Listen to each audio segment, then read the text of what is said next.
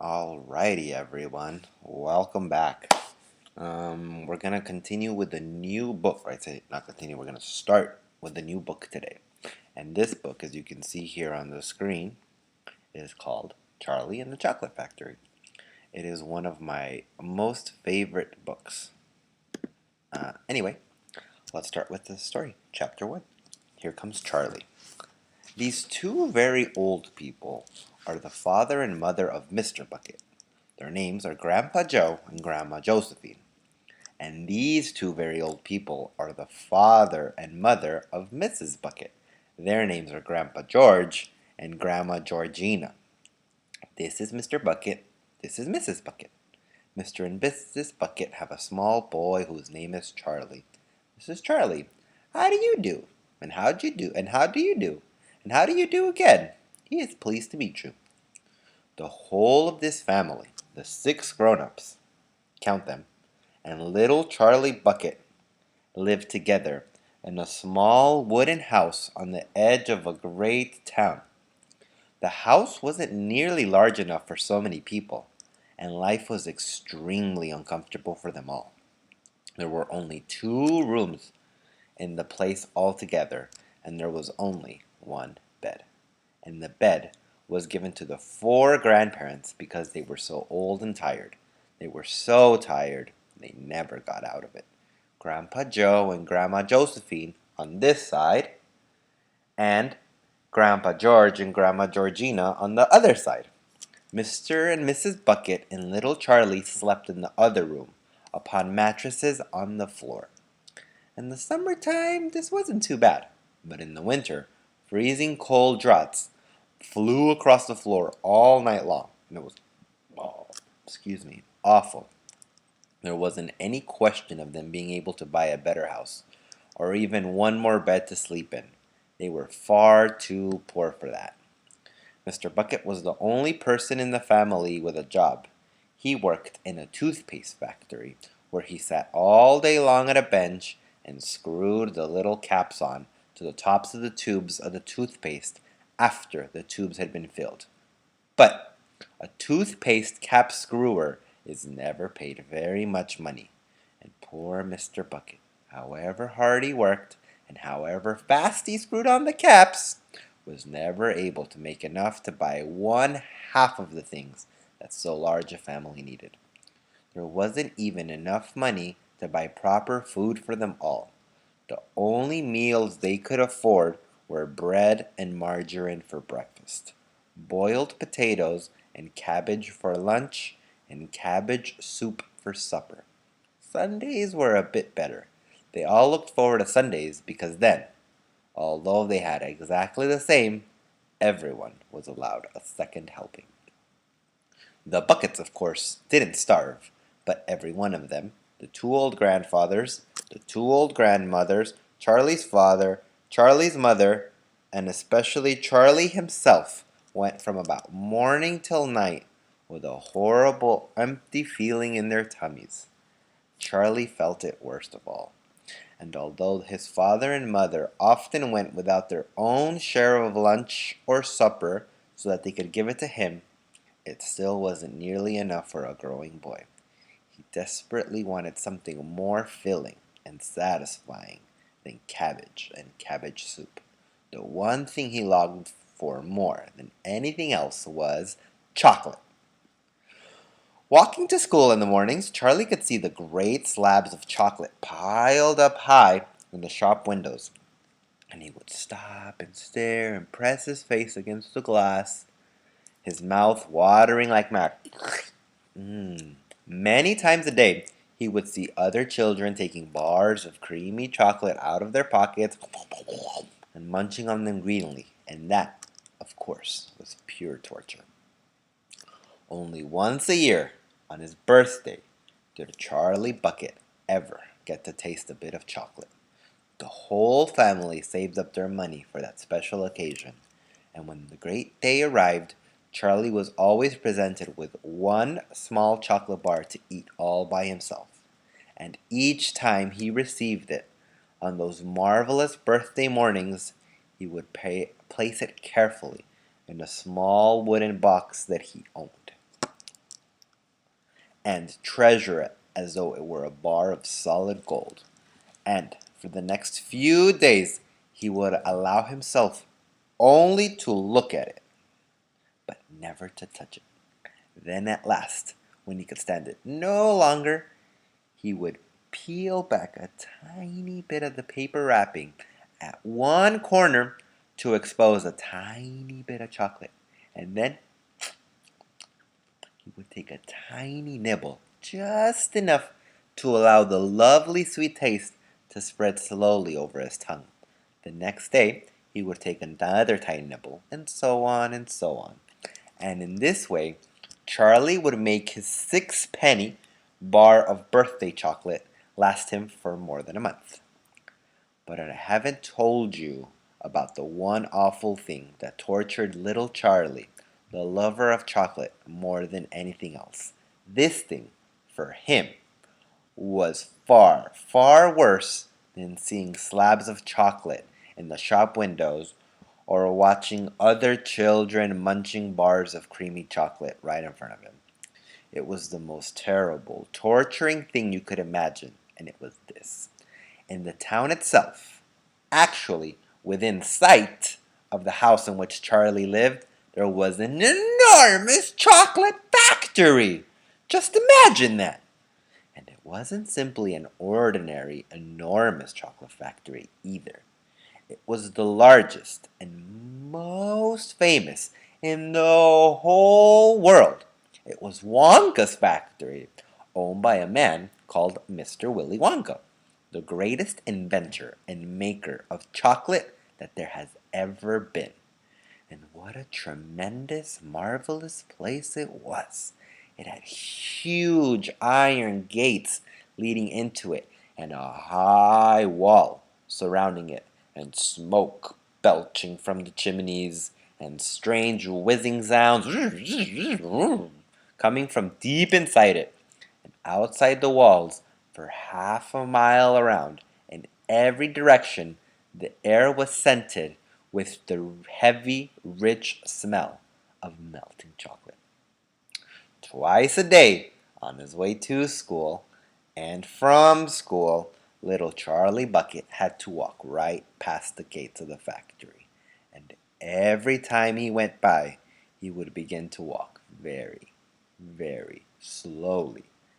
And he would hold his nose high in the air and take long, deep sniffs of the gorgeous, chocolatey smell all around him.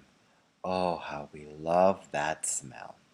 And oh, how we wished he could go inside of the factory and see what it was like. Chapter 2. Mr. Willy Wonka's Factory.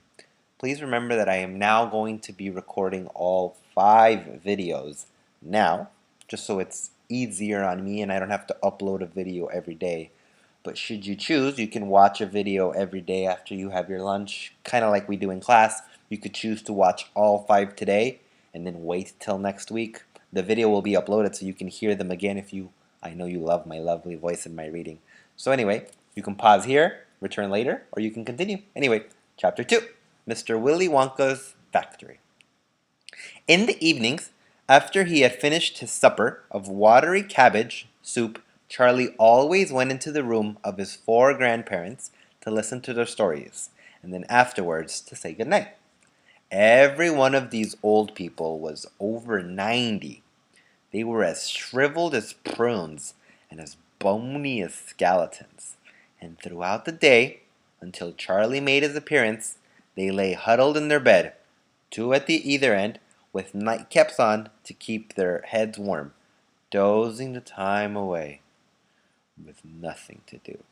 But as soon as they heard the door opening and heard Charlie's voice saying, "Good evening, Grandpa Joe, and Grandma Josephine, and Grandpa George, and Grandma Georgina," then all 4 of them would sit up, and their old wrinkled faces would light up with smiles of pleasure. And the talking would begin again, for they loved this little boy. He was the only bright thing in their lives, and his evening visits were something that they looked forward to all day long. Often, Charlie's mother and father would come in as well, and stand by the door, listening to the stories that the old people told. And thus, for perhaps half an hour every night, this room would become a happy place, and the whole family forget that it was hungry and poor. One evening, when Charlie went in to see his grandparents, he said to them, "Is it really true that Wonka's chocolate factory is the biggest in the world?" "True!" cried all four of them at once. "Of course it's true! Good heavens, didn't you know that? It's about 50 times as big as any other. And Mr. Willy Wonka really and is Mr. Willy Wonka really the cleverest chocolate maker in the world?" "My dear boy," said Grandpa Joe, raising himself up a little higher on the pillow, "Mr. Willy Wonka is the most amazing, the most fantastic, the most extraordinary chocolate maker the world has ever seen. I thought everybody knew that." "I knew he was famous, Grandpa Joe, and I knew he was very clever." "Clever!" cried the old man. "He's more than that. He's a magician with chocolate. He can make anything he wants. Isn't that a fact, my dears?" The other three old people nodded their heads slowly up and down and said, "Absolutely true. Just as true as it can be." And Grandpa Joe said, "You mean to say I've never told you about Mr. Willy Wonka and his factory?" "Never," answered Charlie. "Good heavens above! I don't know what's the matter with me. Will you tell me now, Grandpa Joe? Please?" "I certainly will. Sit down beside me on the bed, my dear, and listen carefully." Grandpa Joe was the oldest of the four grandparents. He was 96 and a half, and that is just about as old as anybody can be. Like all extremely old people, he was delicate and weak, and throughout the day he spoke very little. But in the evenings, when Charlie, his beloved grandson, was in the room, he seemed in some marvelous way to grow quite young again. All his tiredness fell away, and he became as eager and excited as a young boy. Oh, hold on, I have an idea. Much better. Then I can read from the bottom. "Oh, what a man he is, this Mr. Willy Wonka!" cried Grandpa Joe. "Did you know, for example, that he has himself invented more than 200 new kinds of chocolate bars, each with a different center, each far sweeter and creamier and more delicious than anything the other chocolate factories can make?" "Perfectly true!" cried Grandma Josephine, "and he sends them all to the four corners of the earth. Isn't that so, Grandpa Joe?" "It is, my dear, it is. And to all the kings and presidents of the world as well. But it isn't only chocolate bars that he makes. Oh, dear me, no. He has some really fantastic inventions up his sleeve. Mr. Willy Wonka has. Did you know that he's invented a way of making chocolate ice cream so that it stays cold for hours and hours without being in the refrigerator? You can even leave it lying in the sun all morning on a hot day and it won't go runny." "But that's impossible," said little Charlie, staring at his grandfather. "Of course it's impossible," cried Grandpa Joe. "It's completely absurd. But Mr. Willy Wonka has done it." "Right, right. Yeah," the others agreed, nodding their heads. "Mr. Wonka has done it." And then again, Grandpa Joe went on speaking very slowly so that Charlie wouldn't miss a word. "Mr. Willy Wonka can make marshmallows that taste of violets and rich caramels that change color every 10 seconds as you suck them. And little feathery sweets that melt away deliciously the moment you put them between your lips. You can make chewing gum that never loses its taste, and sugar balloons that you can blow up to enormous sizes before you pop them with a pin and gobble them up. And by a most secret method, you can make lovely blue birds' eggs with black spots on them. And when you put one of these in your mouth, it gradually gets smaller and smaller and smaller and smaller until suddenly there is nothing left except a tiny little pink sugary baby bird sitting on the tip of your tongue. Grandpa Joe paused and ran the point of his tongue slowly over his lips. It makes my mouth water just thinking about it, he said. Mine too, said little Charlie, but please go on. While they were talking, Mr. and Mrs. Bucket, Charlie's mother and father, had come quietly into the room, and were both now standing just inside the door listening. Tell Charlie about that crazy Indian prince, said Grandma Josephine. He'd like to hear that. You mean Prince Pondicherry? Said Grandpa Joe. And he began chuckling with laughter. Completely dotty, said Grandpa George. Oh, that's Grandpa George. Completely dotty, said Grandpa George. But very rich, said Grandma Georgina. What did he do? Asked Charlie eagerly. Listen, said Grandpa Joe, and I'll tell you.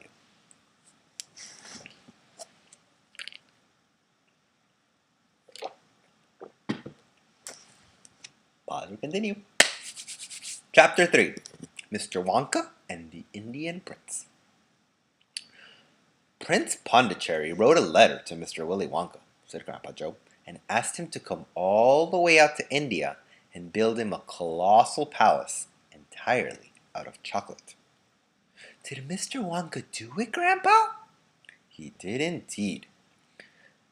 And what a palace it was! It had 100 rooms, and everything was made of either dark or light chocolate. The bricks were chocolate, and the cement holding them together was chocolate, and the windows were chocolate, and the walls and the ceilings were made of chocolate. So were the carpets, and the pictures, and the furniture, and the beds. And when you turned on the taps in the bathroom, hot chocolate came pouring out.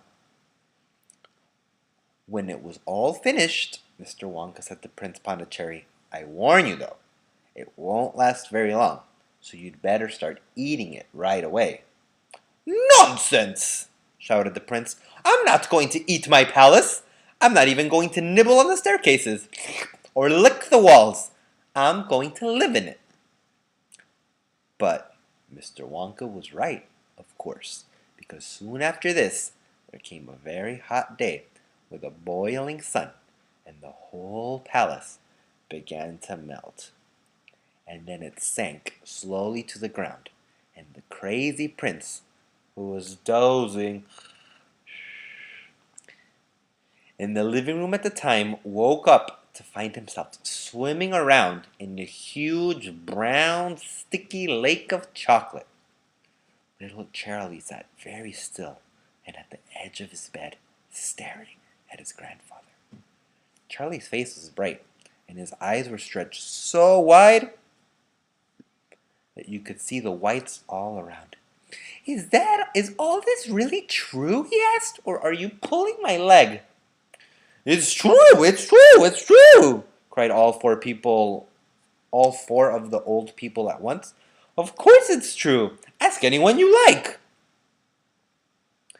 And I'll tell you something else that's true, said Grandpa Joe. And now he leaned closer to Charlie and lowered his voice to a soft secret whisper. Nobody ever comes out. Out of where? Asked Charlie. And nobody ever goes in. In where? Cried Charlie. Wonka's factory, of course. Grandpa, what do you mean? I mean workers, Charlie. Workers? All factories, said Grandpa Joe, have workers streaming in and out of the gates in the mornings and evenings, except Wonka's. Have you ever seen a single person going into that place or coming coming out.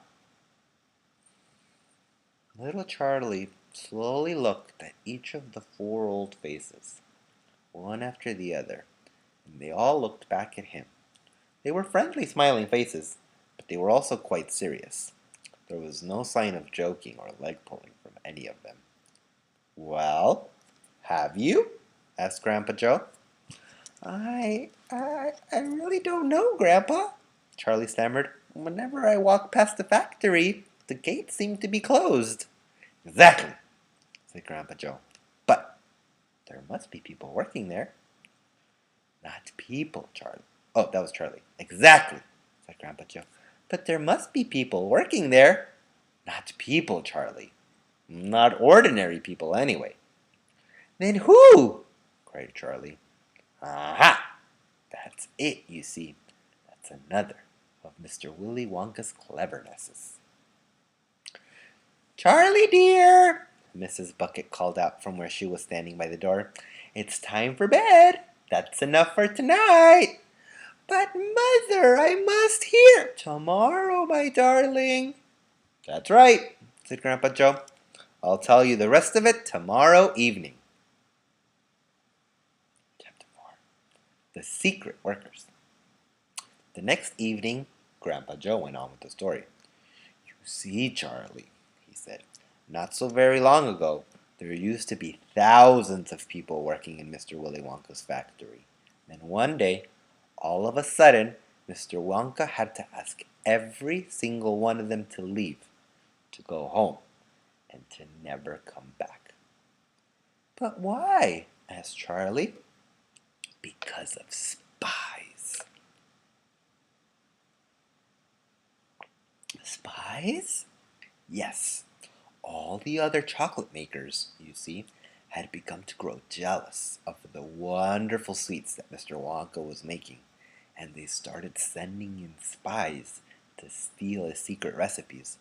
The spies took jobs in the Wonka factory, pretending they were ordinary workers, and while they were there, each one of them found out exactly how a certain special thing was made." "And did they go back to their own factories and tell?" asked Charlie. "They must have," answered Grandpa Joe, "because soon after that, Gruber's factory started making an ice cream that would never melt, even in the hottest sun. Then Mr. Prodnose's factory came out with a chewing gum that never lost its flavor, however much you chewed it.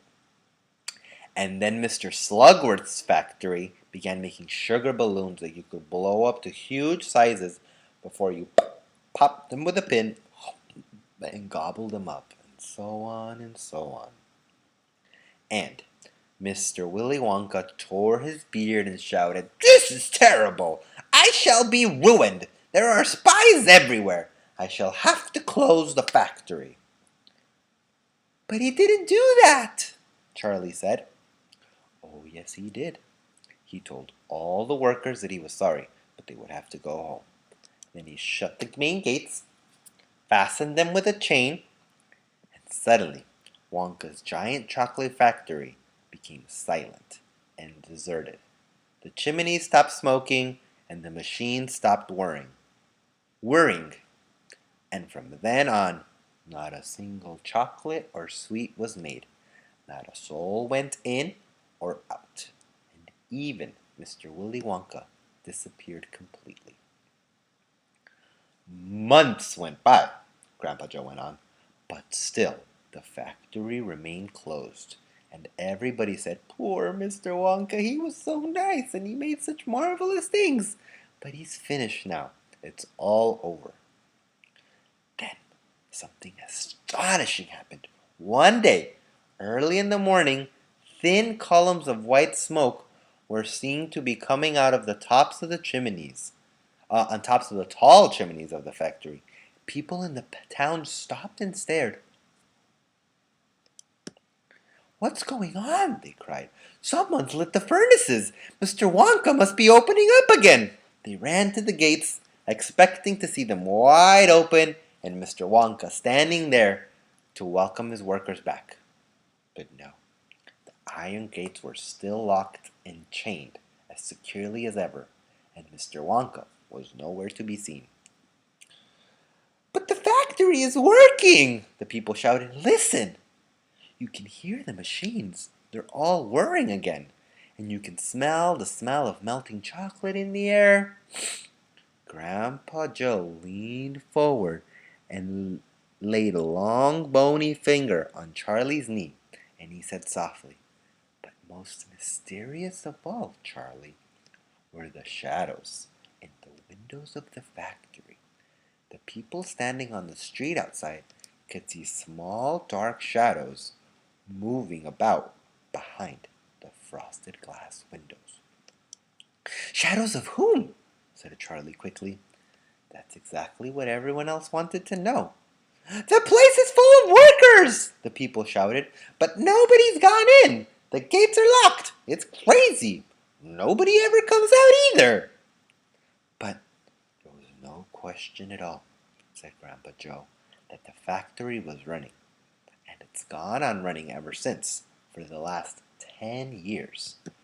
What's more, the chocolates and sweets it's been turning out have become more fantastic and delicious all the time.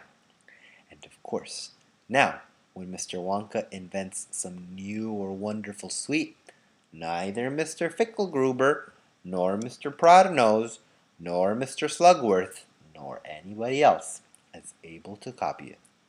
No spies can go into the factory to find out how it's made." "But, Grandpa, who?" cried Charlie. "Who is Mr. Wonka using to do all of the work in the factory?" "Nobody knows, Charlie." "But that's absurd. Hasn't someone asked Mr. Wonka?" "Nobody sees him anymore. He never comes out. The only things that come out of that place are chocolates and sweets. They come out through a special trap door in the wall, all packed and addressed, and they are picked up every day by post office trucks." "But, Grandpa, what sort of people are they that work in there?" "My dear boy," said Grandpa Joe, "that is one of the great mysteries of the chocolate-making world. We only know one thing about them. They are very small. The faint shadows that sometimes appear behind the windows, especially late at night when all the lights are on, are those of tiny people no taller than my knee." "There aren't any such people," Charlie said. Just then Mr. Bucket, Charlie's father, came into the room. He was home from the toothpaste factory, and he was waving an evening newspaper right excitedly. "Have you heard the news?" he cried. He held up the paper so they could see the huge headline. The headline said, "Wonka Factory to be opened at last to lucky few." Last one for the week. Chapter 5, The Golden Tickets. "You mean people are going to..." Oh, it's Grandpa Joe. "You mean people are actually going to be allowed to go inside the factory?" cried Grandpa Joe. "Read us what it says, quickly." "All right," said Mr. Bucket, smoothing out the newspaper. "Listen. Evening Bulletin. Mr. Willy Wonka, the confectionery genius whom nobody has seen for the last 10 years, sent out the following notice today. I, Willy Wonka, have decided to allow 5 children, just 5, mind you, and no more, to visit my factory this year. These lucky 5 will be shown around personally by me, and they will be allowed to see all the secrets and the magic of the factory. Then, at the end of the tour, as a special present, all of them will be given enough chocolates and sweets to last them for the rest of their lives. So watch out for the golden tickets. 5 golden tickets have been printed on golden paper, and these 5 golden tickets have been hidden underneath the ordinary wrapping paper of 5 ordinary bars of chocolate. These 5 chocolate bars may be anywhere, in any shop, in any street, in any town, in any country in the world, upon any counter where Wonka sweets are sold. And the 5 lucky finders of these 5 golden tickets are the only ones who will be allowed to visit my factory and see what it's like inside. Good luck to you all, and happy hunting. Signed, Willy Wonka. That man's Dottie, muttered Grandpa Josephine. He's brilliant, cried Grandpa Joe. He's a magician. Just imagine what will happen now. The whole world will be searching for those golden tickets. Everyone will be buying Wonka's chocolate bars in the hope of finding one. They'll serve more than ever before. Oh, how exciting it would be to find one. And all the chocolate and the sweets that you could eat for the rest of your life. Free! Said Grandpa George. Just imagine that. They'd have to deliver them in a truck, said Grandma Georgina. It makes me quite ill to think of it, said Grandma Josephine. Nonsense, cried Grandpa Joe. Wouldn't it be something, Charlie, to open the bar of chocolate and see a golden ticket glistening inside? It certainly would, Grandpa, but there isn't a hope, Charlie said sadly. I only get one bar a year. You know, darling, said Grandma Georgina, it's your birthday next week. You have as much chance as anyone else. I'm afraid that simply isn't true, said Grandpa George. The kids who are going to find the golden tickets are the ones who can afford to buy bars of chocolate every day. Our Charlie gets only one a year. There isn't a hope. And that is where we will have to stop. As you can see, Chapter 6 is the first two binders. I hope you have enjoyed our new story, and I will catch you later. Peace!